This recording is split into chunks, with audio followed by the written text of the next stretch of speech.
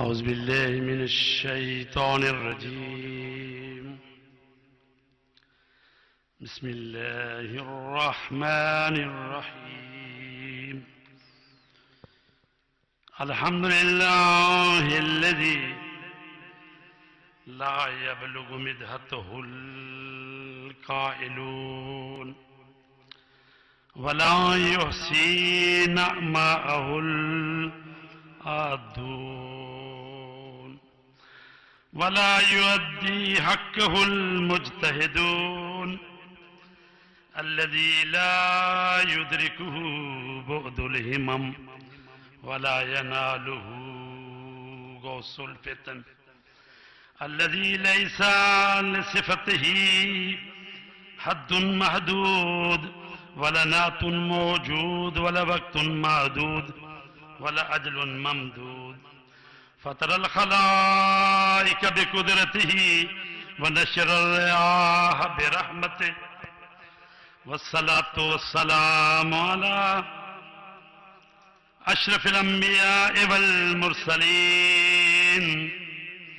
سيدنا ونبينا ومولانا أبي القاسم محمد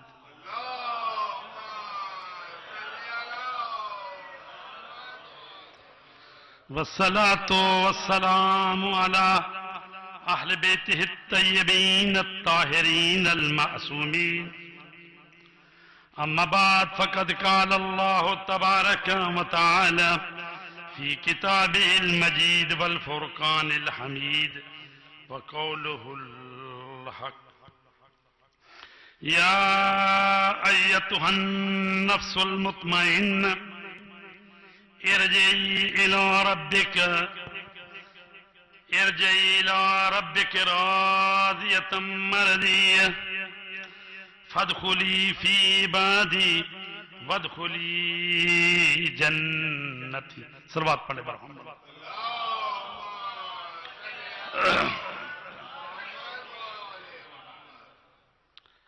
عزیزان گرامی، سورہ فجر کی یہ آیت ہے جس میں ارشاد رب العزت ہو رہا ہے: یا ایتھا النفس المطمئنہ، اے نفس مطمئنہ، ارجعی، واپس آ جاؤ، واپس پلٹ آؤ، الی ربک، اپنے رب کی طرف،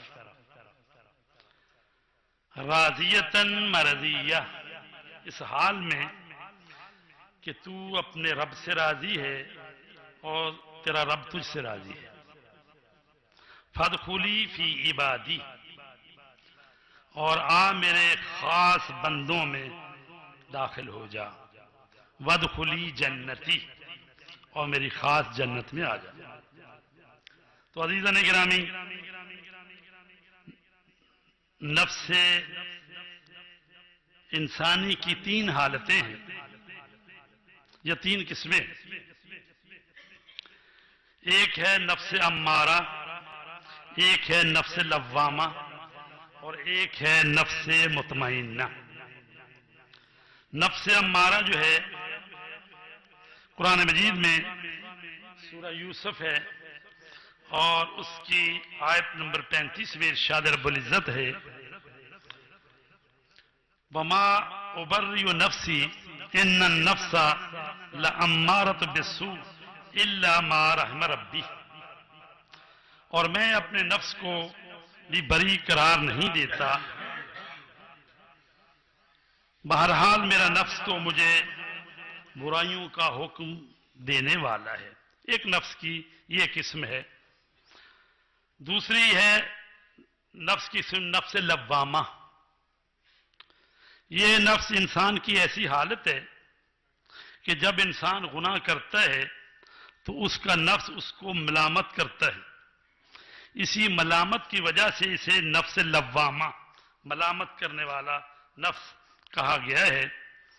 ایسی حالت میں گویا انسان کا ضمیر زندہ ہے اور وہ مسلسل گناہوں پر اسے روک ٹوک کرتا رہتا ہے.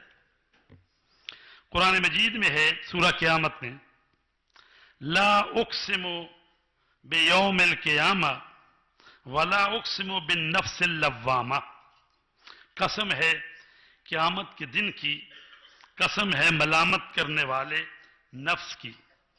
تو یہ دو قسم کے نفس، اور تیسرا نفس جو ہے یا نفس انسانی کی جو تیسری حالت ہے وہ ہے نفس مطمئنہ۔ نفس مطمئنہ ایسا نفس ہے جو اپنے پروردگار کی محبت میں اور یاد الہی میں مرحلہ اطمینان پر پہنچ گیا ہے۔ یہ وہ حالت ہے جو اللہ تعالیٰ کو بہت پسند ہے۔ نفس مطمئنہ رضائے پروردگار کی منزل پر فائز ہے۔ اس کا حامل انسان خود کو اللہ کا بندہ سمجھتا ہے، یہ خود کو کسی چیز کا مالک نہیں سمجھتا، اللہ کے سامنے اپنے آپ کو کسی قسم کے نفع و نقصان، خیر و شر کا مالک نہیں سمجھتا، دنیا کی زندگی کو مجازی اور عارضی سمجھتا ہے۔ دار و نادار کی حالت میں اور نفع نقصان میں اللہ تبارک تعالیٰ کی یاد میں مصروف رہتا ہے، کیونکہ وہ سمجھتا ہے، ایسا ہی سمجھتا ہے، اور اس کے نتیجے میں دنیا کی نعمتوں سے مالا مال ہو تو بھی طغیان اور سرکشی نہیں کرتا، اور اگر فقر و فاقہ میں ہو تو پھر بھی کفر اور شرک کی طرف آمادہ نہیں ہوتا، بلکہ وہ اللہ کی عبودیت میں ثابت قدم رہتا ہے اور صراط مستقیم سے منحرف نہیں ہوتا۔ تو یہ نفس مطمئنہ ہے جس کو قرآن مجید میں کہا گیا ہے ارجعی الی ربک راضیۃ مرضیہ، پلٹ آ اپنے رب کی طرف اس حال میں کہ تو راضی ہے۔ یہ راضیہ جو ہے اس میں فاعل ہے، کیونکہ نفس مطمئنہ کی یہ صفت ہے، اور راضی اور مرضی وہ مفعول ہے۔ تو عزیزان گرامی، بعض لوگ خیال کرتے ہیں کہ یہ خطاب جو ہے، یہ خطاب جو ہو رہا ہے نفس کو، یہ حساب و کتاب کے بعد نفس مطمئنہ سے یہ خطاب ہوگا، لیکن علامہ طباطبائی نے تفسیر المیزان میں کہا ہے کہ یہ خطاب اول وقت سے جب روح پرواز کرتی ہے تو اس وقت سے اس نفس مطمئنہ کو خطاب ہے، اس لحظہ سے کہ جب اس کی موت کا وقت آتا ہے تو وہ مورد خطاب ہے۔ تو اس وقت تک جب تک وہ جنت خلد میں نہ چلا جائے اس وقت تک اس نفس مطمئنہ کو یہ خطاب ہے۔ تو راضیہ اور مرضیہ یہ دو صفتیں۔ تو نفس مطمئنہ جو ہے وہ نفس ہے جو اللہ کے سامنے، اللہ کی ہر قضاء و قدر کے سامنے، ہر تقدیر کے سامنے وہ مطمئن ہے، اطمینان والی روح ہے۔ جو بھی قضاء و قدر اس کے سامنے پیش آتی ہے اس کے سامنے معمولی سی بھی چون و چرا نہیں کرتا، خواہ یہ قضاء و قدر تکوینی ہو یا قضاء و قدر حکمی ہو، تو ہر حال میں اللہ کی رضا پر راضی ہے۔ پس جب بندہ ایسا ہے کہ وہ اللہ کی رضا پر راضی ہے تو پھر اللہ کیوں ناراض ہوگا؟ اس لیے کہ جب بندہ راضی ہے، ہر وہ تقدیر، ہر وہ قضاء و قدر جو کچھ اس کے سامنے پیش آ رہا ہے تو وہ کہتا ہے رضن بقضائہ و تسلیما لامرہ، پروردگار تیری قضاء و قدر پہ میں راضی ہوں۔ تو وہ نفس مطمئنہ ہے۔ تو لہذا پہلے اس بندے نے راضی ہونا ہے، پھر اللہ نے راضی ہونا ہے، کیونکہ راضیہ پہلے ہے، مرضیہ بعد میں ہے۔ راضی یعنی وہ نفس مطمئنہ اللہ کی قضاء و قدر پہ راضی ہے، تو پھر وہ مورد پسند ہے، مرضیہ بعد میں ہے۔ تو لہذا امام حسین علیہ السلام جو اس آیت کے بہترین مصداق ہیں، وہ اللہ کی قضاء و قدر پہ راضی ہیں، تو وہ نفس مطمئنہ قرار پائے ہیں، اس لیے کہ جو بھی قضاء و قدر اللہ کی طرف سے آئی تو اس پر راضی ہیں۔ تو جب بندہ اللہ تبارک تعالیٰ کی قضاء و قدر پر راضی رہتا ہے تو پھر اس کا مطلب ہے اللہ تبارک تعالیٰ کو ناراض ہو ہی نہیں سکتا، اس لیے کہ بندہ جو کچھ اس کی طرف اللہ بھیج رہا ہے مورد امتحان میں تو وہ اس پر راضی ہے. تو کہا فادخلی فی عبادی، پس یہ نتیجہ ہے، اے میرے بندے تو میری قضاء و قدر پہ راضی ہے تو تو مجھ سے راضی ہے اور میں تجھ سے راضی ہوں، پس اب آ جا. فائے نتیجہ ہے فادخلی فی عبادی، میرے خاص بندوں میں تو آ جا. وادخلی جنتی، اور جنت کو اللہ نے اپنی طرف اضافہ کیا ہے. جنتیں تو ساری اللہ کی ہیں، 8 جنتیں ہیں تو ساری اللہ کی جنتیں ہیں، لیکن کہا وادخلی جنتی، میری جنت میں آ جا. تو یہ تو وہ ہستیاں ہیں کہ جو الحسن والحسین سید الشباب اہل الجنہ، رسول پاک نے فرمایا حسن اور حسین جنت کے جوانوں کے سردار ہیں، وابوہما افضل منہما، اور ان کے بابا علی ان سے بھی افضل ہیں. تو یہ جنت کے سردار ہیں. تو کیا سرداری ایسی ملی ہے؟ یہ ہر چیز تب کے اخلاص میں رکھ کر اللہ کی بارگاہ میں پیش کر دی اور کہا پروردگار تیری رضا پر حسین راضی ہے.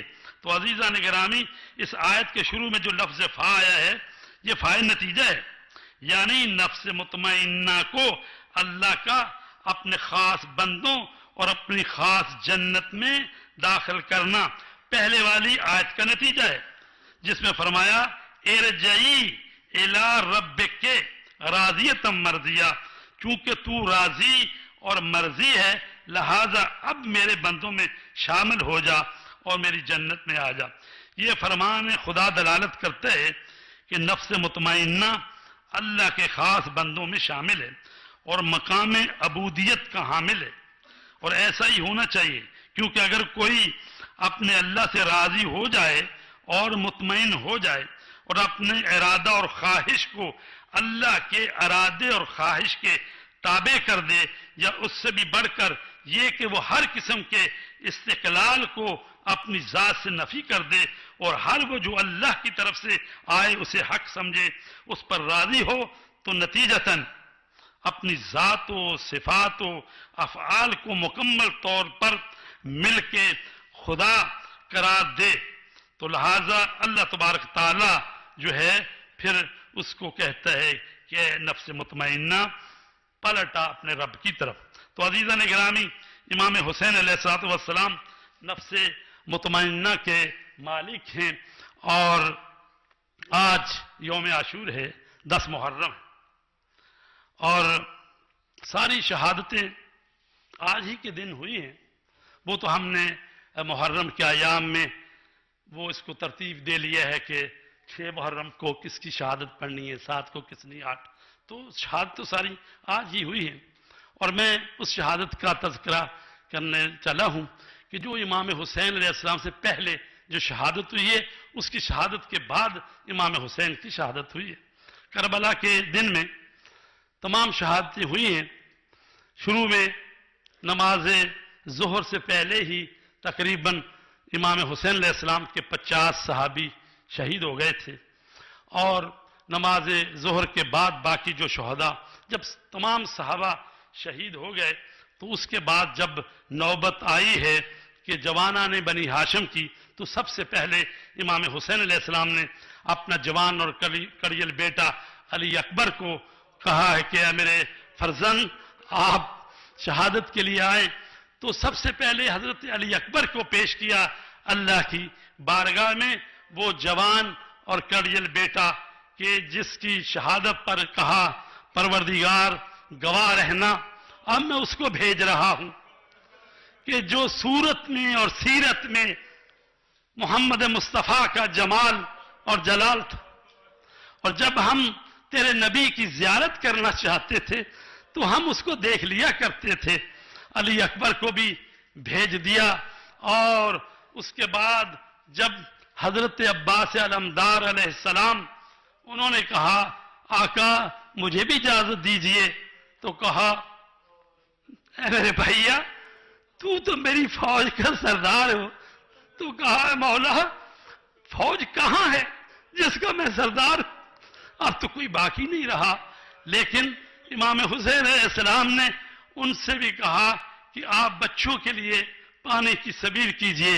تو حضرت عباس علمدار بھی شہید ہو گئے اور ان کی شہادت پر کہا الان ان کثرت ظہری وقلت حیلتی، اے میرے بھائی عباس تیرے مرنے سے میری کمر ٹوٹ گئی اور میری ساری تدبیریں ختم ہو گئی.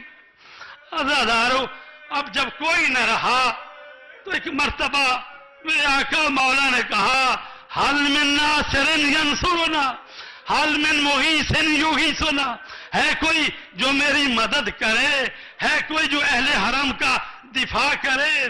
عزادارو ایسے میں خیام سے گریہ کی آواز بلند ہوئی. امام جب آئے ہیں خیموں میں تو حضرت علی اصغر کو دیا گیا کہ بچہ پیاس سے بلک رہا ہے، کس بچے کے لیے اگر چند قطرے پانی کے مل جائیں. عزادارو امام حسین علیہ السلام اپنے ششماہے کو لے کر فوج اشقیاء کے سامنے آئے اور کہا یا قوم ان لم ترحمونی فرحموا ھذا الطفل، اے قوم اگر تم نے مجھ پر رحم نہیں کیا تو یہ تو میرا بچہ 6 ماہ کا ہے، یہ کسی قوم اور قبیلے کا ہو، یہ تو 6 ماہ کا معصوم بچہ ہے، اس کو چند قطرے پانی کے دے دو. فرمایا اما ترون، کیا تم نہیں دیکھ رہے کیف یتلذ عطشانا، کہ یہ میرا بچہ کس طرح پیاس کی وجہ سے کبھی منہ کھولتا ہے کبھی بند کرتا ہے. عزادارو یہ حالت مچھلی کی اس وقت ہوتی ہے جب مچھلی کو پانی سے باہر نکال دیا جائے تو مچھلی کچھ دیر تڑپتی ہے، کبھی منہ بلند کرتی ہے کبھی دم کی طرف سے، اور ایک موقع ایسا آتا ہے جب قریب مرگ ہو جاتی ہے تو مچھلی کبھی منہ کھولتی ہے کبھی بند کرتی. مولا نے کہا فرمایا کیا تم نہیں دیکھ رہے کیف یتلذ عطشانا، کہ یہ میرا ششماہا پیاس کی وجہ سے کبھی منہ کھولتا ہے کبھی بند کرتا ہے. عزادارو کیا رحم کیا گیا. ایسے میں حرملہ سے عمر سعد نے کہا اقطع کلام الحسین، حسین کے کلام کو قطع کر دو. عزادارو اب اس ظالم نے تیر کمان میں اپنا 6 شعبہ تیر رکھا اور تیر چلانا چاہتا ہے. ایک مرتبہ خیمے کا پردہ ہلتا ہے، اس کے ہاتھ سے تیر چھوٹتا ہے، پھر دوبارہ تیر اس نے کمان میں رکھا. عمر سعد نے کہا تم تو عرب کے مایا ناز تیر انداز ہو، کیا ہوا؟ اس نے کہا شاید تمہیں معلوم نہیں، میں جب تیر چلانا چاہتا ہوں خیمے کا پردہ ہلتا ہے، شاید اس کی ہو جو یہ کہہ رہی ہو اے ظالم اپنا تیر بھی دیکھ، میرے 6 ماہ کے بچے کے گلے کو دیکھ. عزادارو ادھر سے تیر چلا، ینقلب الصبی علی ید الامام، بچہ امام کے ہاتھوں پر منقلب ہوا. 6 شعبہ تیر جب علی اصغر کے گلے میں لگا، یذبح الطفل من الاذن الى الاذن، بچہ ذبح ہو گیا. تیر 6 شعبہ تیر لگا. اب جو علی اصغر کا خون نکلا امام حسین نے اپنے ہاتھوں میں لیا، چاہتے ہیں آسمان کی طرف پھینک دیں یا زمین کی طرف پھینک دیں. یہاں امیر نیس کہتے ہیں انکار آسمان کو ہے راضی زمین نہیں، اصغر تیرے خون کا ٹھکانہ کہیں نہیں. عزادارو امام حسین نے وہ خون اپنے ریش پر ملا. اب جو خیموں کی طرف آئے، ایک مرتبہ اس علی اصغر کی بہن سکینہ آگے بڑھی، کہا یا بتا ہر سکیتا، اے بابا کیا میرے بھائی کو پانی مل گیا؟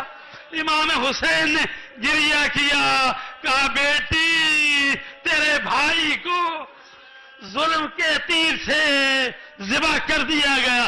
عزادارو اب جو ماں نے اپنے بچے کو دیکھا کہ میں نے تو دیا تھا کہ اس کو چند قطرے پانی کے مل جائے. ایک مرتبہ رباب نے کیا کہا کہ کیا اے میرے لال، کیا تیری عمر کے بچوں کو بھی ذبح کیا جاتا؟ کیا تیری عمر کے یا بنیا اے میرے لال، کیا تیری عمر کے بچوں کو بھی ذبح کیا جاتا ہے؟ عزادارو، امام حسین علیہ السلام نے خیموں کے پاس آئے اور اپنی تلوار سے کربلا کی ریت کو ہٹایا اور حضرت علی اصغر کو کربلا کی ریت میں قبر کھود کر آپ کو دفن کیا. یہاں پر پھر میرریس کہتے ہیں ننھی سی قبر کھود کے اصغر کو گاڑ کر شبیر اٹھ کھڑے ہوئے دامن کو جھاڑ کے. الا لعنت اللہ علی القوم الظالمین.